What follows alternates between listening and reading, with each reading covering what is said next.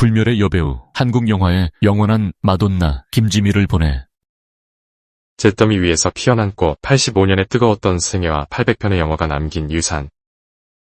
2025년 한국 대중문학에는 가장 크고 찬란했던 별 하나를 잃었다. 세기말의 혼란과 전쟁의 상흔 속에서 혜성처럼 등장해 반세기 넘게 스크린을 지배했던 영화의 여제 김지미 여사가 향년 85세를 일기로 영면에 들었다. 그녀의 부고가 전해진 순간 충무로의 낡은 필름통부터 멀티플렉스의 디지털 서버까지 한국 영화의 모든 기억들이 일제히 숨을 죽였다. 그녀는 단순한 배우가 아니었다. 그녀는 가난했던 시절 대중의 위로였고 억압받던 시절 여성들의 대리인이었으며 한국 영화 산업 그 자체였다. 수많은 언론의 회고와 평론가들의 헌사 그리고 올드팬들의 눈물을 엮어 이 거대한 별의 궤적을 영원한 기록으로 남긴다. 1957년 전후 서울은 여전히 잿빛이었다. 17세의 덕성 여고생 김명자가 명동의 마조르카 다방에 들어섰을 때 그곳에 있던 김기영 감독은 사람이 아닌 선녀가 내려온 줄 알았다고 회고했다. 길거리 캐스팅이라는 말조차 없던 시절 그녀의 압도적인 미모는 즉석에서 영화계로 그녀를 이끌었다. 데뷔작 황혼열차는 그렇게 탄생했다. 당시 언론은 한국적인 마스크가 아니다. 서구적인 이목구비의 동행의 신비가 서려 있다며 대서특필했다. 먹고 살기 힘들었던 그 시절 스크린에 비친 김지미의 얼굴은 대중에게 아름다움이라는 잊고 있던 가치를 일깨워준 충격이었다. 그녀의 등장은 한국 영화가 비로소 스타 시스템을 갖추게 되는 결정적인 분기점이 되었다.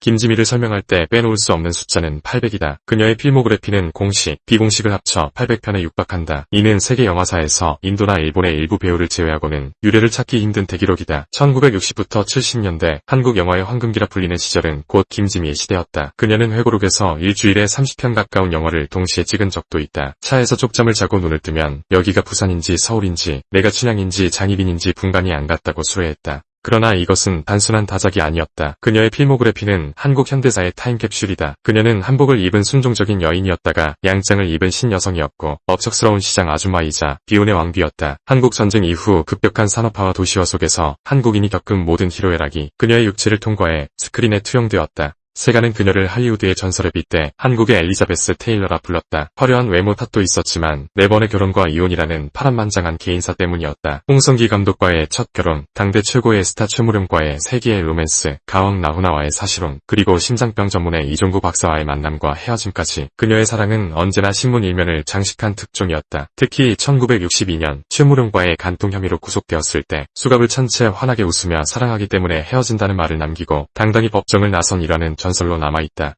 유교적 엄속주의가 지배하던 시대 여배우에게 좋은 글씨가 새겨지는 것은 사형 선고와 같았다. 하지만 김지미는 달랐다. 나는 남의 눈치를 보며 사랑하지 않았다. 내 감정에 솔직했고 그 선택에 대해 피하지 않고 책임을 졌다. 그녀의 이러한 태도는 대중에게 묘한 카타르시스를 주었다. 그녀는 스캔들의 주인공이 아니라 가부장제의 억압을 뚫고 자신의 욕망을 주체적으로 실현한 모던 걸의 표상이었다. 그녀가 위자료를 주기 위해 집을 팔고 새방으로 앉았을 때조차 대중은 돌을 던지는 대신 박수를 보냈다. 많은 이들이 김지미를 절세미녀 스타로 기억하지만 평단이 꼽는 김지미의 진가는 중년 이후의 연기에서 드러난다. 40대에 접어든 그녀는 예쁜 얼굴을 버리고 시대의 아픔을 연기하기 시작했다. 임권택 감독과 호흡을 맞춘 길소뜸과 1986의 티켓은 그녀가 도달한 예술적 성취의 정점이다. 길소뜸에서 이산가족이 되어 만난 아들을 외면해야만 하는 비정한 어미의 눈빛, 그 텅 빈 동공 속에 담긴 분단의 비극은 한국 영화사에서 가장 서늘하고도 슬픈 장면으로 꼽힌다. 이어 티켓에서는 강원도 다방 마담으로 변신해 밑바닥 인생들의 처절한 생존 본능을 온몸으로 뿜어냈다. 주름살을 감추지 않고 걸걸한 목소리로 욕설을 내뱉는 그녀에게서 과거의 스타 김지미는 찾아볼 수 없었다. 오직 배우 김지미만이 펄떡이며 살아있었다. 이 시기의 연기로 그녀는 대종상, 백상예술대상 등 국내 영화상을 휩쓸며 연기력 논란을 영원히 잠재웠다.